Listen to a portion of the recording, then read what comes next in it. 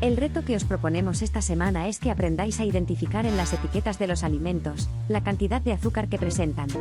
Esto os permitirá conocer realmente lo que estáis comiendo. Para ello os vamos a dar unas pistas.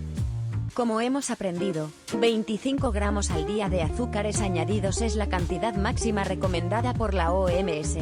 Al tener esto en cuenta, podréis entender si el azúcar que hay en un determinado alimento es mucho o poco. Para identificar los azúcares en las etiquetas, tenéis que buscar las palabras hidratos de carbono. Dentro de ellos, identificar los azúcares o la frase de los cuales azúcares. Las cantidades de nutrientes en las etiquetas suelen venir referidos a 100 gramos o a 100 mililitros del producto o a la ración, que es lo que estima el fabricante la cantidad que come una persona. Tened en cuenta que las raciones que indican suelen ser muy pequeñas, comparadas con lo que realmente se suele comer. Si se trata por ejemplo de bebidas o latas, no te ponen el contenido total de azúcar de la lata o brick, sino de 100 mililitros por ello. En el caso de una lata, la cantidad de azúcar por 100 mililitros, hay que multiplicarla por 3 aproximadamente, ya que una lata tiene 330 mililitros.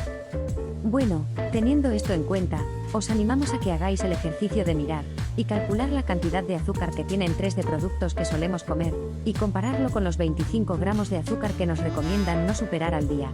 Las etiquetas pueden ser zumos de frutas, yogures, cereales de desayuno, refrescos, salsas, etc.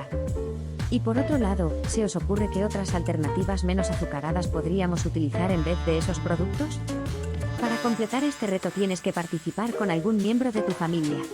Así que si lo completáis, tú ganarás 50 puntos y tu familiar otros 25 puntos extra.